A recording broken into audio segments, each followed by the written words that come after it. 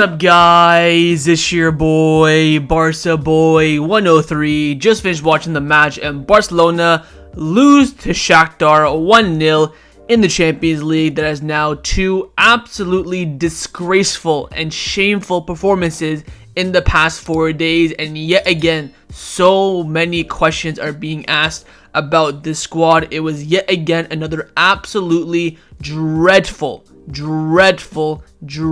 performance. The starting lineup for this match is on the screen right now. You're probably thinking it's a fully rotated Barcelona side, youngsters, stuff like that. Nope, it was a very strong 11. It was Ter Stegen in goal, a back four of Cancelo, Araujo, Christensen, and Alonso, midfield three of Romelu, Gundogan, and Gavi, and a front three of Raphinha, Lewandowski, and Ferran Torres, with, may I add, João Felix, Lamine Yamal, Pedri, Fermin Lopez, and Balde making appearances off the bench. Now, overall, the team performance rating on the night, I'm going to be giving it a 2 out of 10. Now, in the last video, I gave Barcelona's team performance rating also a 2 out of 10. That is the lowest score I've ever given since I've done this channel properly with ratings and stuff like that.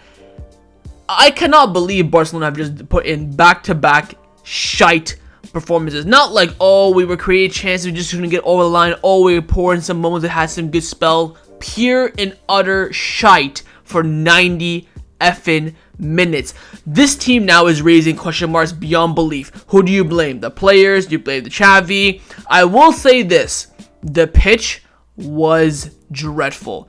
Players are slipping, the ball is moving different directions, everything about the pitch. I'm not saying this is an excuse to the players, but I think that has to be a factor to consider just a little bit. But still, with the poor pitch and the quality of players in that 11, to not compete with Shakhtar, to have one shot on target in the entire game is beyond me. I'm sitting in the live watch along, not even moving muscles. I'm not thinking, oh, chance, oh, save, or nothing. I'm sitting there, cross, header cleared, corner, header cleared, Felix down the left, shot over, Raphinha down the right, misses, dead. This team is raising question marks now beyond belief. Like, what am I supposed to do when you perform shite against Sociedad? Yeah, okay, one off, fair enough. Okay, it happens to the best of teams, no problem. Again, to a lesser side. Sociedad are a top quality team, and again, that was away from home, so you know what, there's, fair enough. You're playing Shakhtar, and I tell you what, the majority of the stadium was Barcelona fans. There were a lot of fans in Germany. I can hear them chanting on the TV. So it's not like we had a hostile atmosphere and stuff like that. Look, this team on paper is good enough to compete at this level. We are now looking at a season where we just came back off the double, and this season we're not going to win anything. You're telling me the Super Cup and the Copa del Rey are going to be our only trophies, because Champions League, we don't look up to it. La Liga, we're starting to slip up as well. Something has to happen here. Koundé and Xavi in the press conference, yes, that was bad. We analyzed it. We understand. We're a team. We're a family. We're going to go back in this game and perform. Absolutely not. I've come to the point now where I'm thinking we just need wholesale changes. I think a lot of these players, either maybe they're just being played too much or whatever the case may be. There's players in this lineup on 250,000 euros per week and are not doing anything, cannot even control the ball. There are players who demand to be starting players, and yet when they do start, they're absolutely shite. I've come to the point where there's only, in my head, 2 to 3 players that performed at the level that I expect from them. Everyone else, below average. You'll see in the player ratings when we get into it. There's a point where you can say, blame the manager. But there's also got to be a point where you say, you got to blame the effing players. The manager is not going to play for them. The manager's not controlling them. Yes, his decisions and things like that have to take into consideration. I'm not saying this is all on the players, but what if I'm the manager, what can I do to make Raphinha dribble more? If I tell him to dribble more and he doesn't, what's he going to do? Of course, if Xavi is instructing these players to do what they're performing on the pitch, then the blame is entirely on them. But the way that we've been, we had 2 beautiful performances where we won 5-0 against Antwerp and Betis. Since then, we have not performed once well. Not once. I think we've had some good games where we've gotten results, but we've not played well since then.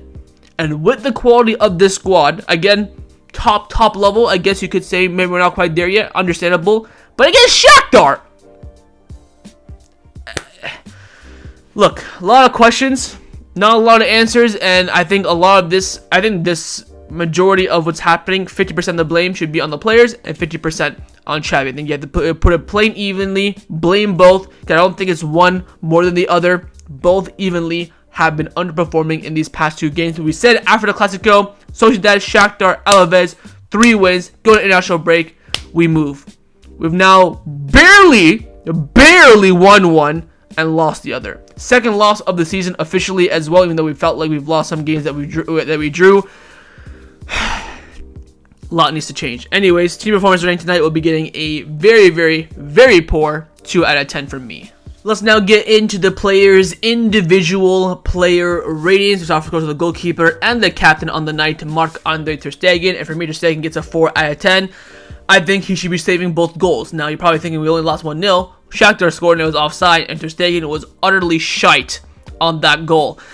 I think ter Stegen needs replacing at this point. I mean, he performed well against Sociedad, but big games, big moments, especially away from home, he ain't up for it. I think we're at a point now where ter Stegen needs to be moved on. I understand we have other priorities first. Yes, we should sign a pivot first. Yes, we should sign a striker first. Yes, we should focus on a backup left back first.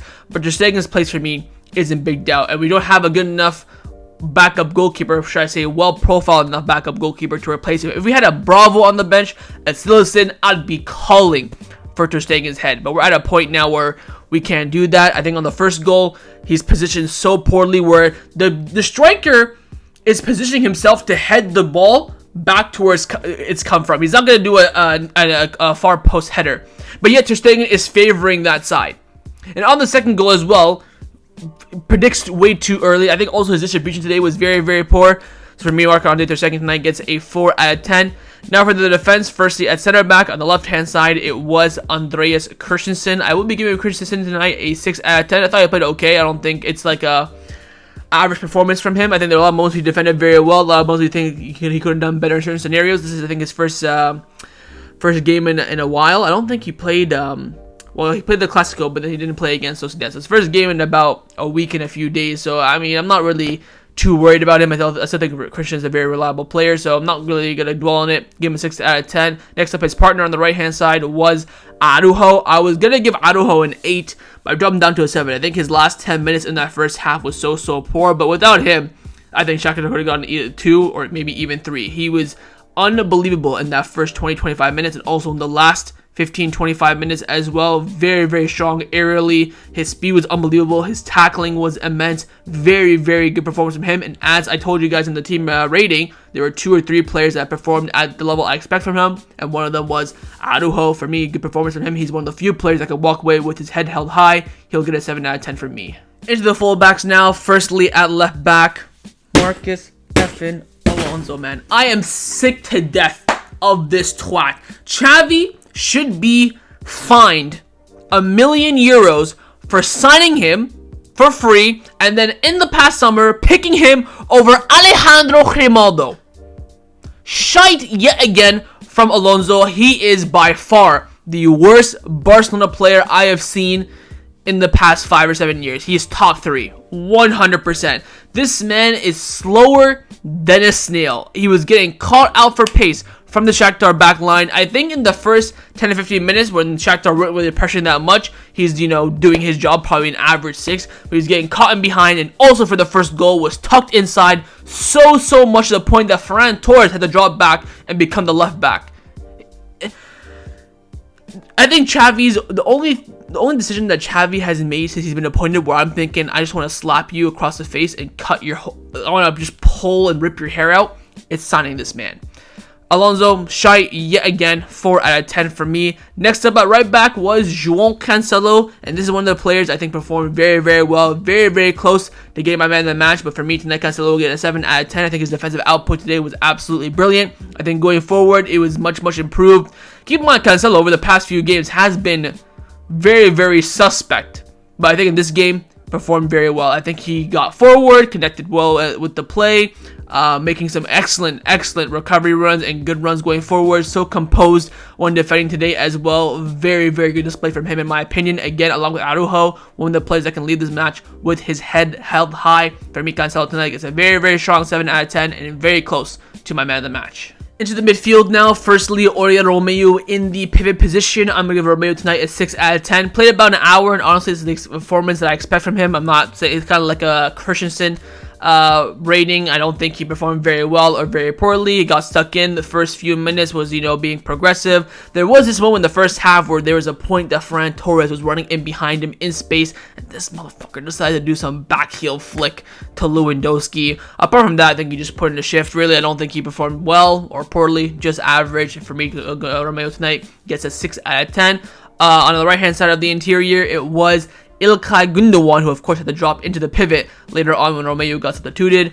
Gundogan for me, my man of the match, gets a 7 out of 10 for me. I thought he was absolutely fantastic. The majority of the match, the ball is just glued to his foot. There were a lot of, again, it's from the majority of the team, but decision making the final third from Gundogan today, I don't think was that great. I think his defensive output and also his control of that midfield and controlling of the tempo as well was absolutely superb. I think if Gundogan wasn't there today, the result would have been dramatically different. Brilliant from him yet again, and this is the level I expect again, along with Cancelo and Araujo. Gundogan, one of those players again that can lead this match with his head held high. Brilliant for me, gets a 7 out of 10 and my man of the match. Finally, on the left hand side, it was Gavi. I'm gonna give Gavi a 6. You could definitely argue a 5. I think the only reason why I give him a 6 is because in that first half, I think he touched the ball about 4 or 5 times. He just did not get into play whatsoever. Had a few low moments down the right-hand side where he could have linked up with Raphinha. Apart from that, he was just running around, sticking a foot in here and there. I think, again, his output was very poor. But I think his energy was there. His intensity was there. He was picking up the ball a lot in the midfield and driving forward. I don't think he put a pass wrong, but I think his sense of awareness in the final third and also decision-making wasn't that great. So you could probably argue a 5, but I give him the benefit of the doubt, gets a 6 out of 10 from me. Into the forwards now. Firstly, Ferran Torres at the left wing position. I'm going to give Ferran a 4 out of 10. Again, I stay by this, and I'll say it again. Ferran's best place in this Barcelona team is off the bench in these types of matches. I think Ferran Torres is at a point now where we've seen the Shark off the bench more than the Shark in the starting lineup. I think today, again, nullified by the Shakhtar defense. He had a lot of moments where he could have cut where he was cutting inside and shooting, but he's sending them into the fucking atmosphere, man. I'd rather you place it and put perfection on it than just try to blast it and hope it just wriggles in some way, shape, or form. I think his output was desperately poor today from Ferran. I think, again, it just shows that when there's pressure and when Barcelona need to win, he's one of those players that you think, can you really rely on him or not? But off the bench, when you want something, we say, go on, Ferran, get us something, and against a tired defense as well. I think that's where he really shows his true quality. But again, for me, not great today. Gets a 4 out of 10. Similar to the right wing in Raphinha, he also gets a 4 out of 10 for me. You could even argue a 3 or a 2.